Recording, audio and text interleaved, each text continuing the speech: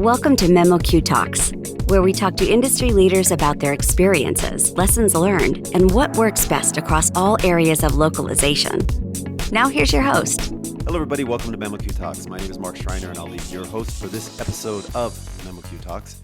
Today we're going to be talking with Val Swisher, who is the CEO of Content Rules. And we're going to be talking to Val about some of the trends in terms of content reuse in the pharma industry. But first off, let's welcome Val. Val, how are you today? Hi there. I am Good. doing quite well. How about yourself? Awesome. I can't complain. I'm down in Arizona again, so because I have to escape from the Pacific Northwest at least a couple times a year to go get some vitamin D and sunshine. And I believe you're out on the west coast of the U.S. as well, right? I am. I am in the wine country where it is absolutely gorgeous. We could use some rain, but it's not a cloud in the sky right now, and it's just gorgeous here. I'm just curious, when you live in wine country, do you get to know like the local friendly places and the good places to go? Because whenever I go there, I seem to get pulled into kind of the more touristy places. But I'm as a Yeah, you local, are do. there, You do. And you even get to know some of the smaller wineries that are off the beaten trail. And those are some of Mhm. our most favorite wineries. And also, I think from like a restaurant standpoint, we tend to avoid the touristy spots and go to some of the more down home restaurants around here. Yeah. In fact, last time I went through, I stopped in, is it Healdsburg? Healdsburg, yeah. I, and Yep. yeah. And it's a beautiful little town and everything. And the scenery around the town is beautiful. I felt the downtown area was pretty much catering to, tourists from the Bay Area or from other places. Food is good and everything like that, but it was a little too touristic. And I thought, God, I wish I had a local guide to kind of get me out of here and, out to some local, more, I guess, local friendly place. Yes. But Yes. Well, hey, next time instead of Healdsburg, try Windsor, which is just one town over. very close There by. you have a little Yeah, secret. yeah, I'll do that, Yep. and maybe Yep. I'll give you a buzz beforehand as well. So, hey Val, before we get into the topic of content reuse, automation, et cetera, in life sciences or in the context of life sciences, maybe you could just give a kind of an introduction to what it is that Content Rules does, and especially if you can tie that into the context of localization, because sometimes people don't think that content creation is related to localization. I, on the other hand, believe that it's a really important part of localization in terms of the overall process. But maybe can you explain a little bit about what Content Rules does? Sure, sure. So we are a consultancy and we provide all types of content related services. In fact, we provide pretty much every service except translation. So we help companies with their strategy, including their global content strategy. So, um, what is the workflow that goes from content creation through localization and translation and then back again? I think that is often not well defined. So we help with that. We help with a move to structured authoring, which we'll talk about today, and we talk about pharma and pharma content. We have writers and editors and illustrators, and we do any type of content development, whether it's technical or marketing or training related. And then we do have a special focus area on making content global ready. And global ready Hmm. content is content that is optimized for translation. So that includes terminology and terminology management. That includes style and grammar and the consistency and management of style and grammar. It includes making sure customers take advantage of translation memory and they Hmm. hopefully are consistent so they don't get a lot of garbage in their translation memory. So it's really the whole content life cycle up until the point that the translators actually change the words and Hmm. then helping it come back and get put back into the ecosystem for publish. Excellent. Well, I mean, that's a lot of ground to cover there. And I know that you also make recommendations regarding tools and automation, et cetera. Um, but, you came across or into my radar because I was doing research on uh, localization best practices in the life sciences industry. And I came across your white paper, The Pharma Content Evolution, Content Reuse and Automation. And I thought, well, that sounds very interesting. The more I read into it, the more I saw the relevance to anybody that's doing localization or translation of life sciences content. But maybe you can tell us a little bit about what is this content evolution, and what is in the context of life sciences, what does reuse and automation mean? Absolutely. So I really wanted to call it the pharma content revolution because I really think that it is time for a revolution in the way pharmaceutical companies create, store, manage, uh, translate, and publish their content. And that includes getting their content to regulatory. We're really focused on how do we get content to regulatory faster and with Hmm. fewer errors. So, the basic problem that we see is that pharma is stuck in a paradigm, a content creation and management paradigm that's 15 years old minimum. Right Hmm. now, most pharma companies create all of their content using Microsoft Word. They Hmm. store each piece of content as an independent document. So they're stuck in a document Hmm. paradigm. And when they go to reuse content, they copy and paste that content from place to place to place to place to place. And no author, whether it's a medical writer or any other kind of writer, can resist the temptation of tweaking pasted content. You just can't. And unfortunately, those tweaks rarely get back propagated into all the other versions of that very same content. So there really is no um, reuse as modern content development would define it. Copy and paste is not reuse, it's copy and paste. So that's the so i basic might be problem. so I might be, creating a document, and I would look through my organization for wherever to find a file that has similar content, right? And that's inefficient in itself because where is the central repository or database?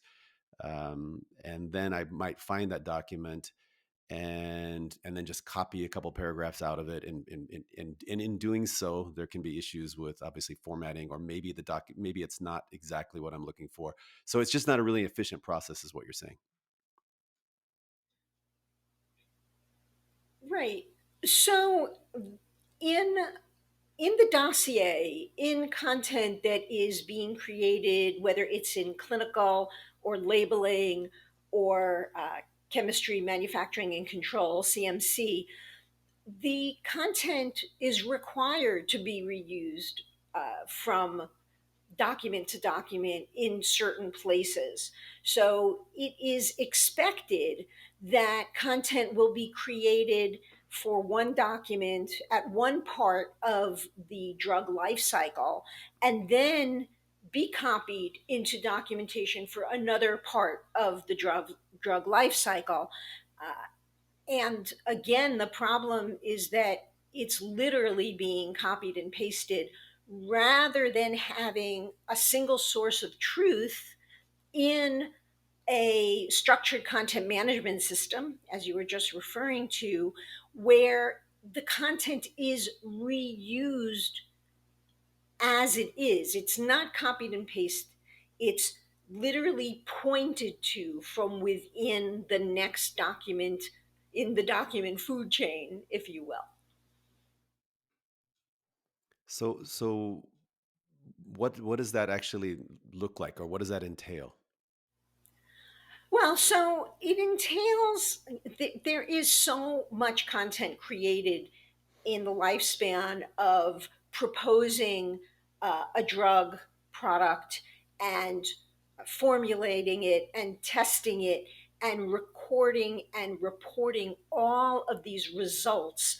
Um, there are thousands and thousands of pages of content that are created, and various pieces are submitted to the health authorities all along the way at various times. So I think one of the best examples of this is a document that's called the core data sheet. And the core data sheet is really a document that people use to stick little pieces of content into, and then they copy and paste it out to put it into the various documents that they need to send to regulatory. So, what essentially they're doing is using a Word document as a content repository, which to those of us who've been doing content for 30 years, like me, is one of the most crazy, archaic ways to create and store and manage content that I've ever seen in the past 10 years. So I write something new, I stick it in this core data sheet, which never gets published, by the way. The core data sheet is nothing more than a repository for pieces of content. Mm-hmm. And then I copy and paste those same chunks into other documents. It's a very outdated, out just slow, error prone way of managing your content. It's decades old to do Okay. to do Okay. content management And, that and way. and and I'm sure when you go in and talk with your customers, you have to soften it a little bit. You can't say, "Hey, you know what? Your current practices are the most archaic, outdated practices that I've ever seen." So You you know, probably I have soften it when I to. say it, but I'm really thinking it. I'm really thinking it because Okay. it- But it's so the so only so way to what are really get the point across. yeah, what do they say? Subtle as a subtle as a I don't know. I need an example, but not very subtle. So what what are the alternatives though? I mean, just walk me through what a modern workflow is going to look like or should look like. Yeah. So a modern workflow uses a central repository that is a structured content management system as a location for keeping what we would call content components. So rather than writing in a document paradigm, we're creating small, reusable chunks of information that are, it's like Legos, it's like building blocks. And the Hmm. repository stores and manages these building blocks. And when I need to create a document that needs to go to a health authority, what I do in this paradigm is uh, I build the document by picking and choosing the components I need and putting them in the order that I need them in, and I publish it to a PDF. I could publish it to a Word document if I really want to, if that's what's required. Uh, I think in the future, we'll see modernization of regulatory bodies where I actually can provide components rather than documents. I think that that's going to come so that each and every component has one instance. And if I need to make a change, I change it in that one instance, and then anything that I produce using it has that identical updated information. Okay, so let me just stop for a second. I'm assuming that when you create that initial content, you're tagging it somehow, some kind of meta tag or meta information, so that I can classify that content. So this is the product description, for example, or this was used for the instructions for use, or something like that. So that when I'm searching, I have something to search for other than just the content itself. I mean, you tell me what we're looking for there, or how that works. And then Yeah. the second thing, if I understand, go ahead, and then I'll come back to the second No, thing go in a ahead. second. Go ahead. Okay. Either way. So, Mhm. yes. So, having a taxonomy and having metadata is very important to being able to find everything. So, the taxonomy is literally the organization of the content, and that's how you store these components in your SCM, your structured content management system. The metadata are the tags that you put on each component that have descriptive information. Perhaps it's I don't know, the population that your is part of your test, or something, a component of your instructions for use. So it could be dosing requirements, or Mm-hmm. dosing Mm-hmm. recommendations. So these are small pieces, and actually, the IFU would be the output of putting all these small pieces together and publishing them as an IFU. So that's all taken care of by the structured content management system in terms of organization and tagging. It's critical. Okay. S- Okay. So we need this structured content management system, a CMS, and that's going to help us kind of automate the organizing of our content, the creation in a structured manner. One thing that you mentioned is that if I go back as the author or editor and update one segment of content, that all areas or all of their documents where that information is being used, where that content is being used, they will automatically be updated as well. Did I hear that correctly? Yes. They will be updated as well. And it depends Phew. upon your publishing uh, ecosystem and the way you're publishing. If you're if you're publishing online, then you can just push the update out, and everything that uses that component will be automatically updated. If it's something that you're actually sending to a PDF, then of course it doesn't recreate old PDF files for you, but the source of the Fair enough. content is updated, and every time you publish from then on, it will have the updated information. Fair enough. Okay, that sounds pretty awesome, though. Very powerful. And uh, I looked at one of your um, blog posts on your website, and there was something called a reuse map. Can you explain how that works? Oh, yes. In pharma, in particular, reuse maps are critical.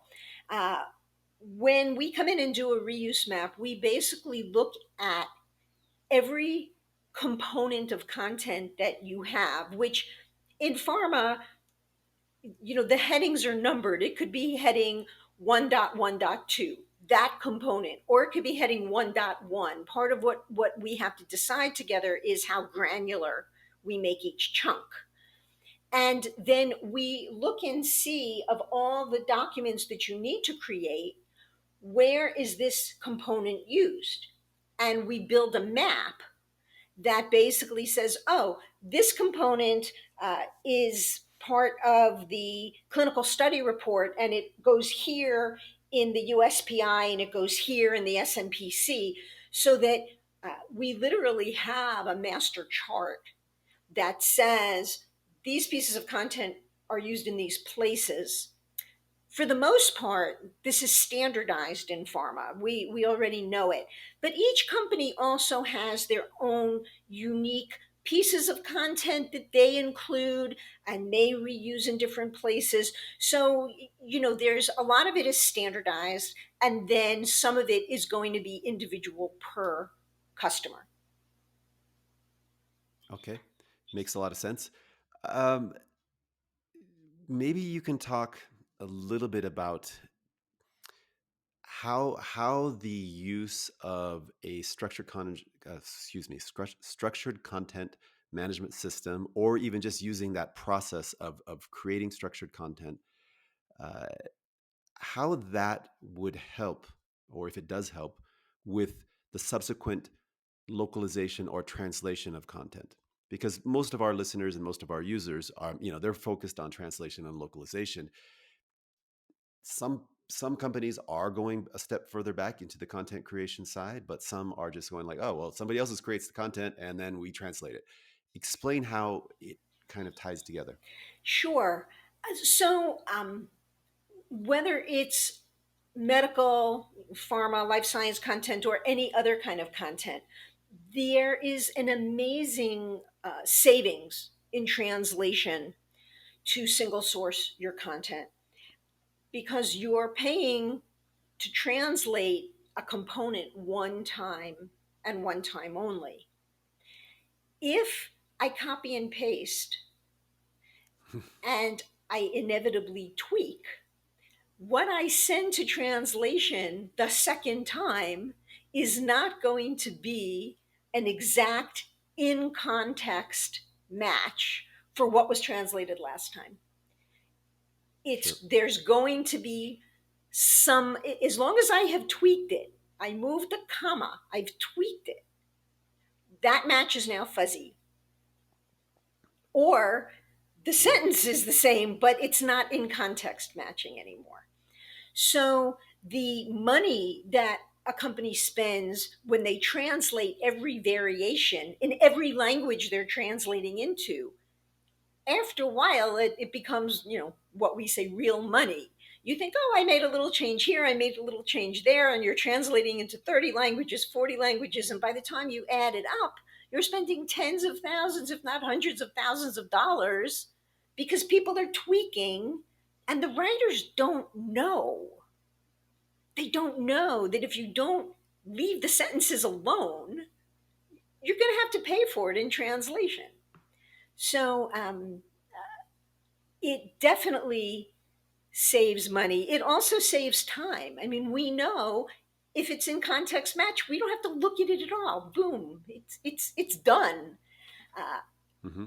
so I think also I think it improves the quality of the translations, because we want to be very clear. And if the source language says the same thing the same way every time, then the translations will say the same thing the same way every time, and we don't start to get these permutations. Yeah, I think that's incredibly important in all the regulated industries, is because you want that consistency and the accuracy. So sometimes we talk about quality, but I think in regulated industries the accuracy may be as or maybe more important. And if you have multiple versions or multiple translations, if that accuracy is just off by a bit, you can get into all kinds of regulatory or other issues, uh, because you might be giving the wrong instructions. Your translation may be ambiguous, and not as clear as the original. So, th- like you said, the more often that you can reuse it, you get that consistency, the same quality. Totally makes sense.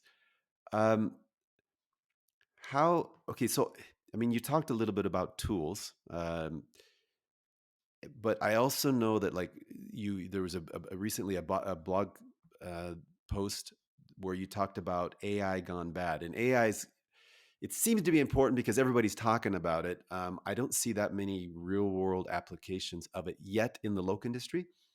I do see more in pharma in terms of post market surveillance and detecting certain events and things like that. Can you talk a little bit about where you see AI being used, and then specifically where it's gone bad? Okay, so AI and content have a long and sordid history in terms of text together. Um, Mhm. Natural language processing is very powerful, but also one of the most difficult aspects of AI. Uh, Visual recognition tends to be easier than written because language is so nuanced. So Right. I see AI being used a lot on the checking part of the content process. In other words, I create content and then I use a natural language processor to make sure that I have followed the appropriate style, the appropriate grammar. I've used the terminology that I'm supposed to use. So the natural language processor at that point will essentially read every sentence and compare it to the rules that have been set up and the meaning and the intent of what the person writing it is trying to say, and then flag every place that there is a difference, an inconsistency, so that a writer or an editor can fix it. And this is one of the ways that I can also make sure that even different components use the same words to mean the same thing in the same sentence structure before I send things to translation. So it evens out my text so that it doesn't matter who's writing it, we're all following the same terminology, the same style, the same grammar. That a use of AI is very popular, has been around for quite a long time, is quite advanced. Mm-hmm. What's less advanced is natural language generation. And that's when you actually have an AI engine write the text for you. I had a very interesting conversation with someone who is on the committee for digital data flow for Transcelerate, which is an industry consortium looking at standards for data and content across pharma. And it's very interesting when you talk to people who are data centric versus content centric. This was a data centric person, and he said the most important thing is the data, and we're going to have AI just write the sentences around the data. And of course, as a content person, I'm like, you can't do Right. that. It's not going to Sacrilege. work. It's sacrilegious. And the idea of the narrative that accompanies the data um, from all of the medical writers that we have interacted with, that narrative is very important. That explanation of the data is very important and quite nuanced. And I know of a couple of companies that have tried to have AI write the sentences around the clinical study, the clinical outcomes, the data, and it doesn't work. Not yet. Will it in the future? Probably. I think as we get better and better at natural language generation, but certainly not right now. So it's very interesting just to sort of see the No, dichotomy. I've seen that. In fact, an executive in a company, not in this space, in the cybersecurity space, would write blog posts using an AI content creation tool, and I was like, I don't think you can do that because one, it's the content actually, if you read it and you're not a subject matter expert, it makes a lot of sense. But there were some critical errors there that only a subject matter expert would spot. And then that makes it even worse because somebody who's reading this to learn or to be educated on the topic is going to get misled by this beautifully written paper that's wrong. So I totally hear and see what you say. It looks like a great shortcut, but you got to be careful. Um, Let me ask you, you kind of touched on it. I mean, like with lay summaries, readability is really important. Okay. So what kind of best practices are you seeing around ensuring the appropriate level of readability, both with the source content, but then also with the translations? Yeah. it's you're absolutely right. Lay summary content is really critical and has been mandated in Europe now. For certain devices, you must have lay summaries, and we're starting to see more and more of a push towards lay summaries because I don't know about you, but when I like open a drug and I get this little piece of paper with the molecules, I am quite certain I'm going to die. There's nothing in here this is like, I can't read this. I've gone to Well, graduate school, but I am going to die. So it's because it's like I have a some, like you said, collection. some, equation, chemistry equation written in a foreign language at like points, like a 6 point font that I can't even, my eyes can't, and I'm like, this is all bad. It's all wrong. Yep. It's all bad. There's really, I mean, that one actually is a good So one. that's This not a one that's has not a lay really summary best tiny practice font. then. I have, oh my gosh. No, this is a label. This is not a lay summary at all. So the lay summary really is supposed to be written in simple words that an average person can understand.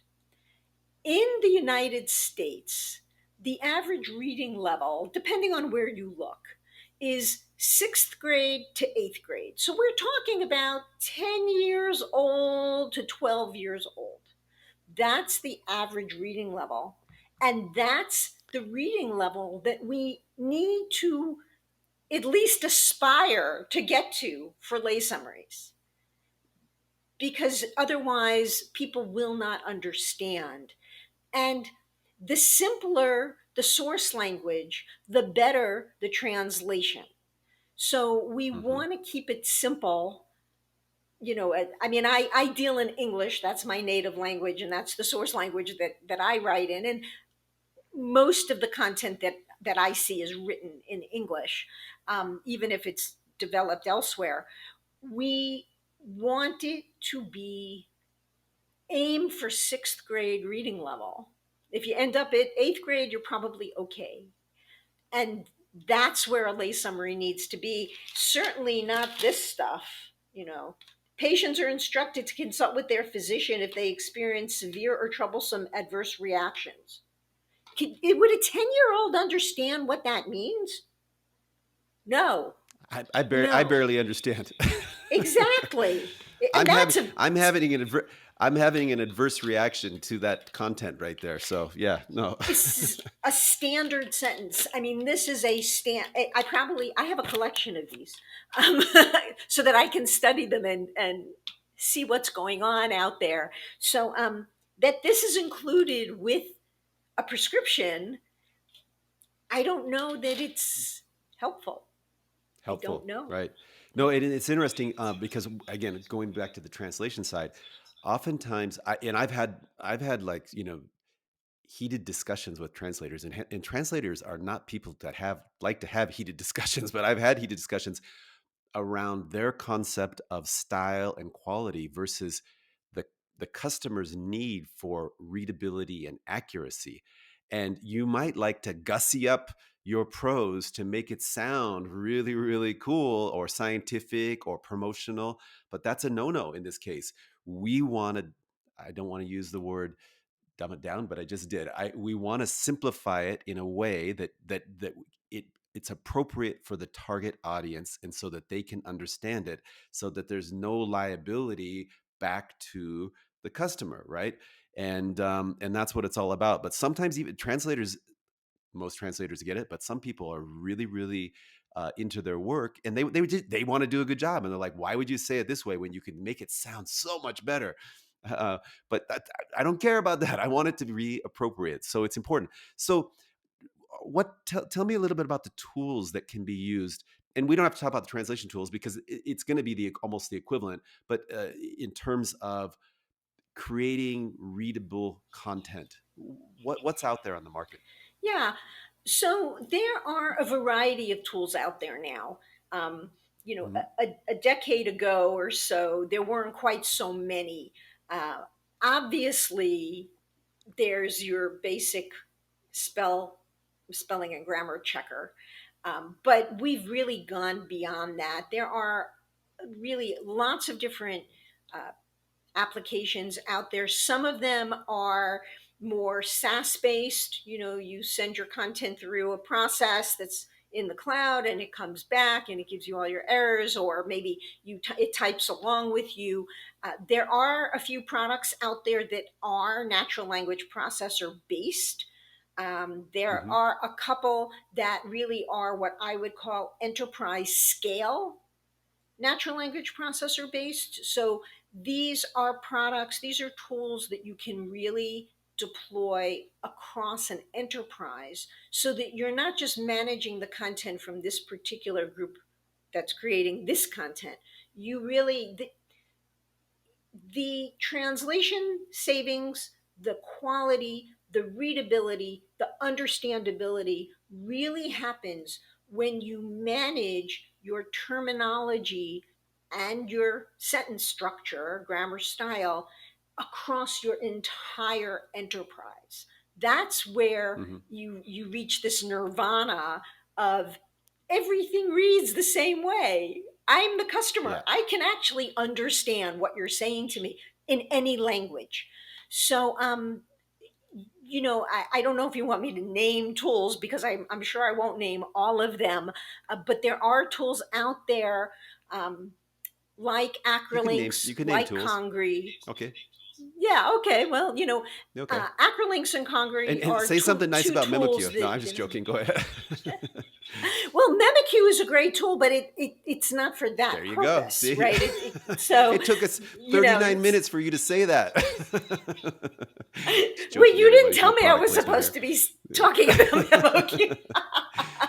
um, Just you joking. know, No. there are a number of everybody knows of Grammarly. There Mhm. are others out there for an enterprise level. I'm usually focused on Congri or Acrolinks. There are a couple of additional ones that have come up. I am not as familiar with them. I've been partners with Acrolinks for 16 years and Congri for 3 or 4 years. So I'm much more, well versed in those tools than the others. Makes a lot of sense. Hey Val, you've shared a lot of information, and typically these conversations are like 30 minutes long, and we're into like 40 minutes here. Appreciate Oh, that. Let me ask you. No, no, no. You've done. We could spend hours, but I've been given instructions I have to follow for my podcast here or for our podcast. Um, Let me ask you one more question because I mean, one, I went to your website and you have a lot of very helpful information there. So I highly recommend that anybody who's listening or watching this podcast go to the Content Rules web homepage, look for the blog posts, and there's tons of useful information there. There's also various white papers, or there's access to various white papers, including the one I previously mentioned. There's all of that. But Val, what would you recommend to our listeners in terms of, if where do you go to keep abreast of developments in the both in the terms of structured content, but also in terms of what's going on in the pharma industry in the context of content creation and localization? good question. So, for pharma specifically, I spend a lot of time looking at the Transcelerate website and content. And of course, I follow them on LinkedIn, so I know when something new comes out. And Hmm.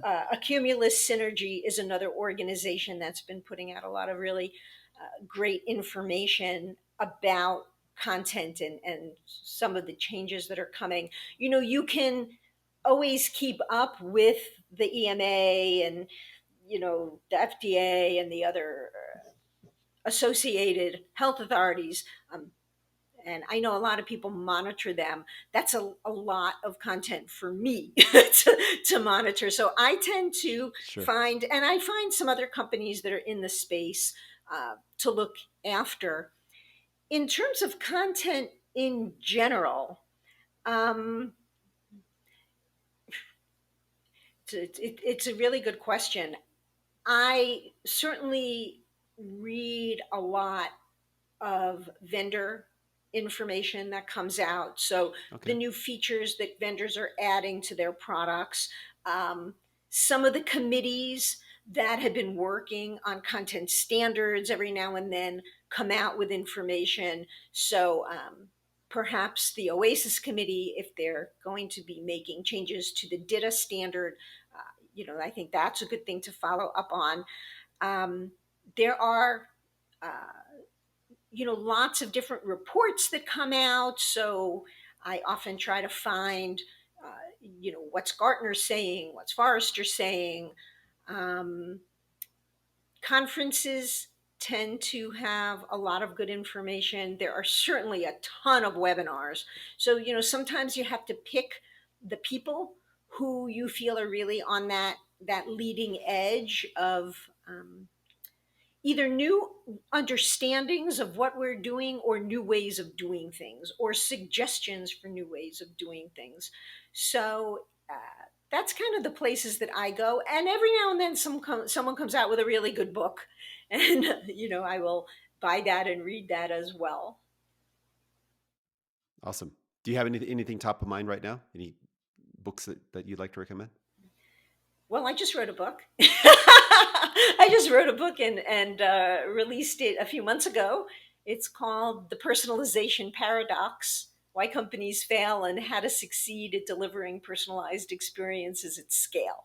And it goes into structured content and all the various parts of structured content. And it talks about standardization of words and standardization of sentences and paragraphs and components and output types and reuse and AI. And it basically was a brain dump of pretty much everything I learned up to that point in time, which I started writing it in 2020 and it was released in 2021. So that's my current favorite book. Terrible. I read it every day. Shameless. I'm just shameless. No, that's awesome. I'm going to order it. And the next time we talk, I will ask you, I'm sure, a lot more follow-up questions related to your book. Hey, Val, I really appreciate you taking time to be on the memoQ Talks podcast. Would like to also mention that you, along with Barbara Peralta, are going to be panelists on our upcoming Life Sciences Roundtable discussion. That'll be taking place March 23rd, 5 p.m. CEST, which I believe is 11 a.m. Eastern Standard Time. And we're going to talk about some of these same things, but maybe go a little bit deeper and also talk in terms of how all this works with translation and how translation companies who are buying translation can look at their content creation processes as a way to kind of enhance or improve ultimately their localization workflows. More to come on that. But again, Val, thank you so much for today. Thank you. My pleasure. Thanks so much for having me, Mark. Appreciate it. Thank you for joining memoQ Talks, where we talked with industry leaders about their experiences and lessons learned to gain new insights about what works best across all areas of localization. Join us next time on memoQ Talks.